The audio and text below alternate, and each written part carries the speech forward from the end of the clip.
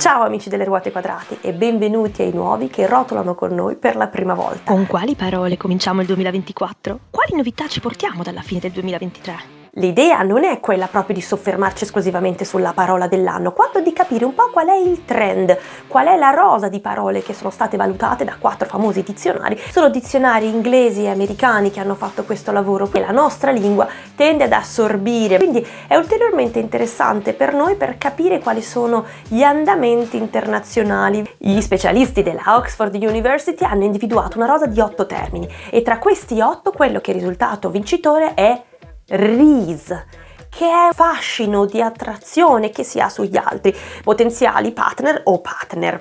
Mai sentito nominare prima? Non vi preoccupate, neanche io. E questo perché è un termine che viene per lo più utilizzato dalla generazione Z, quella dei giovanissimi, su internet, nei social fondamentalmente. È la versione super compatta della parola carisma. Si è diffuso viralmente dopo che Tom Holland, un attore, ha risposto a una domanda circa il suo fascino dicendo che lui non ha non ha carisma.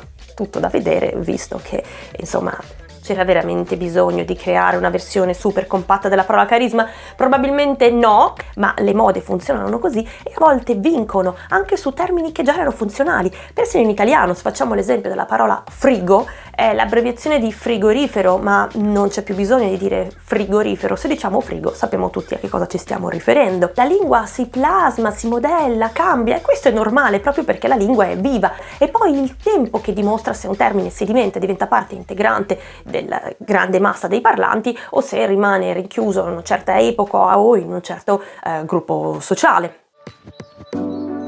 RIS supererà l'ardua sentenza oppure no? Intanto l'Oxford University si impegna a cercare di capire qual è l'andamento e anche la scelta degli altri termini della rosa era intesa in questo senso, a differenza degli altri dizionari che si sono mossi su terreni più sicuri, su parole già consolidate. Ci addentreremo ora ad analizzare gli altri termini, ma con curiosità, non perché necessariamente vogliamo diventare degli esperti di inglese. Piuttosto, mentre li ascoltiamo, chiediamoci se qualcuno di questi concetti è già presente in italiano. Scrivetelo sotto nei commenti così ne parliamo insieme. Il primo termine è beige flag, la bandiera beige. Si riferisce a tratti del carattere né positivi né negativi che sono parte integrante delle caratteristiche del nostro partner. Situationship è un gioco di parole tra relationship, che era la relazione, situation, che è situazione. Si riferisce a quella fase della coppia nascente quando la relazione non è ancora ufficializzata, non è ancora del tutto stabile. Parasocial, questo è interessantissimo, è un termine che si applica a quelle persone che, seguendo l'idolo del momento, finiscono col sentirsi emotivamente vicino a questa persona, come se fosse parte della loro vita, come se la conoscessero, ma in realtà è un sentimento tutto monolaterale perché non hanno mai incontrato, non hanno mai creato una relazione veramente con questa persona. Con Heat Dome passiamo all'ambito dell'ambientalismo. Si riferisce a una cappa di calore dove si crea della alta pressione persistente e ciò non è cosa buona. Swiftie, dal nome di Taylor Swift, la famosissima cantante americana che sta spopolando in tutto il mondo perché si sta presentando in modo molto forte anche come icona di autenticità, di gran lavoro, di risultati anche economici e di prestigio. Prompt, prima o poi dovevamo aspettarci parole che avessero a che fare con l'intelligenza artificiale. Sono le informazioni che inseriamo quando comunichiamo con un'intelligenza artificiale in base alle quali poi avverrà un'elaborazione e un risultato finale. L'ultimo termine è de-influencing, è un tipo di messaggio lanciato soprattutto su internet per spingere le persone a non utilizzare un prodotto, anziché utilizzarlo, influencing, quello che fanno gli influencer. De-influencing è spingere per il non uso di un certo prodotto. Conoscevate qualcuno di questi termini? Passiamo al dizionario Merriam-Webster. Mi sembra che rispetto a quello della Oxford University abbia fatto uno sforzo volto più all'analisi dei termini già consolidati, un po' più relativi alla vita offline, ma ben vedere sotto ci sono moltissimi punti di contatto.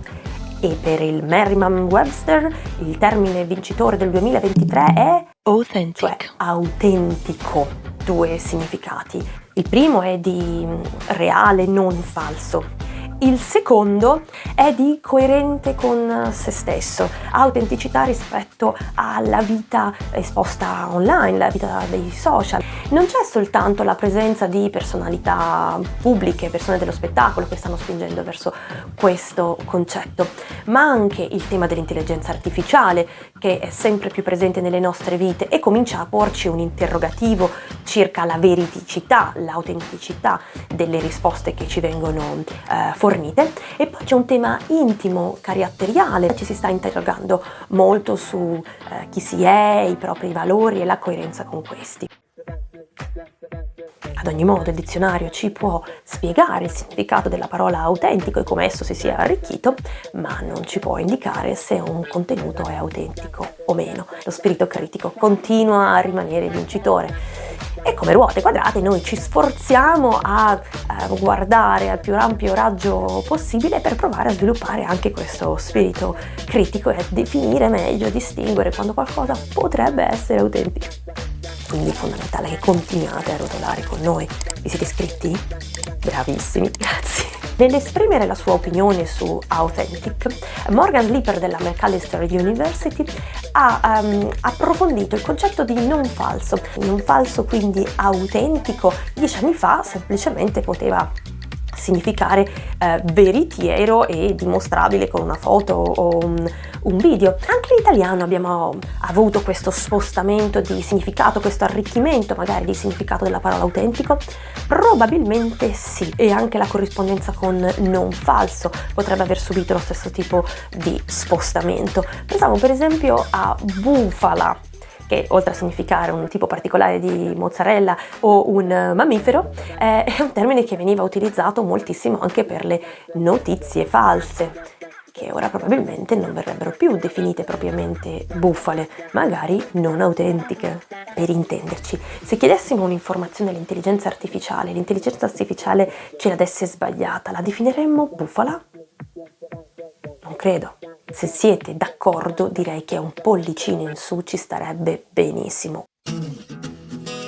Non andremo ad analizzare tutti i termini proposti anche da questo dizionario, ma vorrei solo sottolinearvi che alcuni sono in uso anche in italiano, comunque li abbiamo sentiti molto anche noi, altri invece probabilmente necessitano di un bel passaggio culturale in italiano, come la parola dead name. Dead name, letteralmente nome morto, è la parola che si riferisce al nome delle persone transgender prima La scelta di un nuovo nome proprio. cioè il nome che avevano alla nascita. Che io sappia, in italiano non esiste ancora un termine corrispondente, è un'espressione che viene utilizzata anche in italiano, ma solo nella cerchia delle persone che sono fortemente interessate a questi argomenti o in prima persona coinvolte. Nel momento in cui dovesse diffondersi in italiano dead name o una traduzione, un corrispettivo italiano, sarebbe anche sintomatico del fatto che come società stiamo affrontando questo tema in modo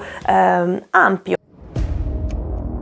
Vi aspettavate molta più presenza dell'intelligenza artificiale tra le parole proposte? Non vi deluderà dunque la scelta della Cambridge University, che sceglie hallucinate, cioè allucinare, ma semplicemente aggiungendo un nuovo significato al verbo. Ora si può riferire anche all'intelligenza artificiale, a tutte quelle situazioni nelle quali l'intelligenza artificiale emette un verdetto, dà una certa spiegazione, ma sta sbagliando di grosso. E per chiudere il balletto dei dizionari, l'ultimo che vi propongo è il Collins, che sceglie molto semplicemente la parola intelligenza artificiale. Utilizzavamo l'intelligenza artificiale già da anni e in modo massiccio. Quanti di noi tra Alexa, Siri, strumenti per ascoltare la musica si sono serviti fondamentalmente di algoritmi e intelligenze artificiali che ci aiutavano a scegliere o sceglievano per noi? I colossi mondiali della tecnologia stanno investendo tantissimo, ottenendo risultati incredibili a una velocità altrettanto incredibile, ma contemporaneamente noi sta crescendo anche la consapevolezza della fallibilità di questi sistemi, quantomeno ora. Per che è ancora possibile che l'intelligenza artificiale appunto subisca una allucinazione. Come tutte le tecnologie, d'altra parte, possono un po' incuriosire, un po' intimorire, l'importante è cominciare a sviluppare una certa consapevolezza in merito. Se navigare tra le parole vi piace particolarmente, vi lascio qua 2 video. Uno ellittico, dove la parola viene affrontata da un punto di vista linguistico e geometrico, e l'altro autotomia, parola che nasce nell'ambito degli animali e si sviluppa poi dopo con un'interessante valenza anche in ambito umanistico. Vi ringrazio per aver rotolato fino a qui con noi e iscrivetevi se volete continuare a rimanere in contatto. Ciao!